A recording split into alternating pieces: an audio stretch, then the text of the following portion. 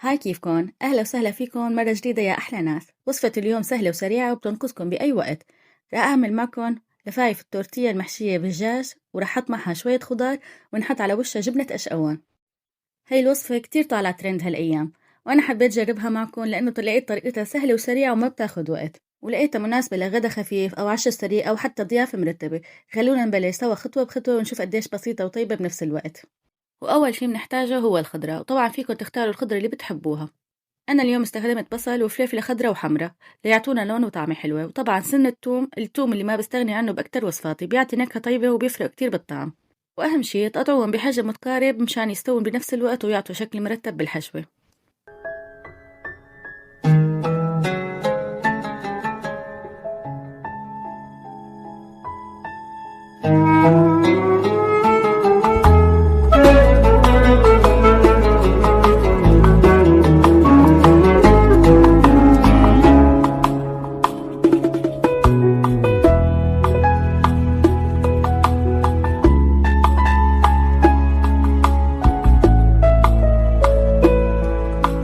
وبالنسبة للدجاج أنا حبيت أقطعه مثل قطع الشاورما، أصابع صغار مشان يستوي بسرعة ويحمر معنا بطريقة حلوة، وأنتو فيكن تقطعوه بالشكل اللي بيناسبكن. وبالنسبة لتنظيف الدجاج أنا شخصيا ما بغسله أبدا، لأنه غسل الدجاج بحسه بينشر البكتيريا بالمطبخ. الأهم إنه تطبخوه منيح على حرارة كافية. حابة أنصحكم نصيحة، إنه حاولوا تلبسوا كيف وأنتوا عم تشتغلوا بالدجاج الني، وغسلوا إيديكم كتير منيح والأدوات اللي استخدمتوها بعده. النظافة بالمطبخ كتير مهمة، خصوصا مع اللحوم والدجاج الني. ديروا بالكم دائما وخلوا كل شي مرتب حواليكم. مثل ما عودتكم بحب دائما خليلكم بكل فيديو شي أثر أو ذكرى أو حكمة أو دعوة من القلب. وحابة لكم اليوم تذكروا إن الطيبة ما بتكلفكم أي شي، وابتسامتكم من القلب ممكن تغير يوم حدا بالكامل. خلوا أثركم حلو وين ما كنتوا، ودائما حطوا النية الطيبة بكل شي بتعملوه، وشوفوا كيف البركة بتزيد. وهون بعد ما خلصت تقطيع الخضرة والدجاج بنجيب أي مقلاية واسعة وبنحط فيها كمية من الزيت، بس مو كتير، يعني هيك شوي. أول شي منبلش بالخضرة ومننزلها على نار متوسطة ومنبلش نقلب فيها بهدوء. راح تلاحظوا بعد دقيقتين 3 كيف لونها بيصير أزهى وريحتها بتعبي المطبخ. المهم ما نضغط عليها كتير، بدنا إياها تطرى شوي بس تضل محافظة على لونها وقرشتها الخفيفة. خليها تاخد وقتها لأنه كل مرحلة إلها دور. لما الخضرة تتشوح صح الطعمة بالنهاية بتفرق كتير، نصيحة مني.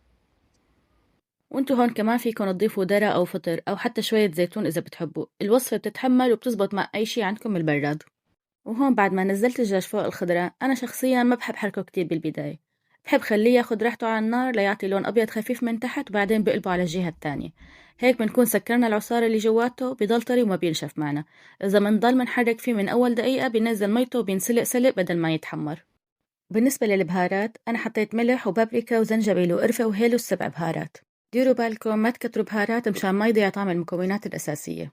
ونزلت فوقن حوالي المعلقتين من الصويا صوص، اختياري طبعا بس بيلبقلها كتير، وحطيت فوقها معلقة من الخل. وآخر شي ضفت معلقة صغيرة من دبس الفلفلة. إذا كانت حدة بيكون أطيب، إذا ما بتحبوا الحد كمان فيكم تحطوها حلوة ما في مشكلة، بس الحد بيعطيها طعم كتير طيبة. ومنقليهم كتير منيح مع بعض حوالي 4-5 دقايق ومنطفي تحتهم.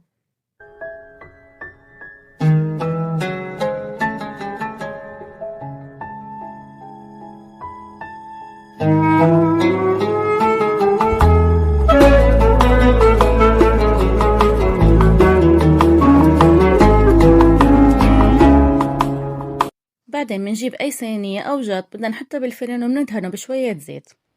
وإذا بتحبوا تعززوا النكهة أنا ضفت فوق المكونات اللي قليناهن حطيت لهم شوية موتزاريلا أو جبنة قشقوان، يعني كمان بتعطيها نكهة طيبة، وأنتوا فيكم تستغنوا عن هاي الخطوة. وبعدها منجيب زبدية صغيرة ومنحط فيها شوية مي مع زيت ومنخلطهم سوا مشان نسقي فيهم خبز التورتيه قبل ما نحشيه. هالخطوة بتخلي العجين يطرى وما يتكسر معنا وقت اللف، وبيعطينا النتيجة أرتب بالشكل النهائي.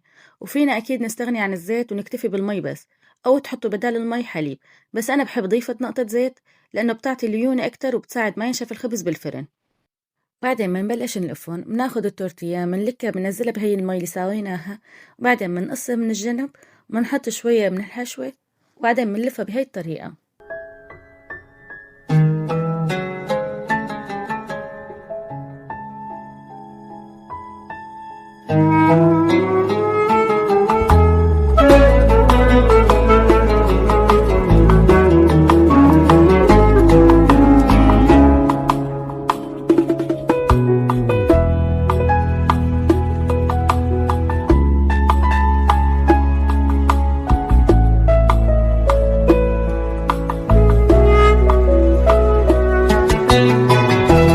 وبعد ما لفيناهم كاملين بنحط فوقهم قش قوام بنفوتهم على الفرن محمى مسبقا على درجة حرارة 180.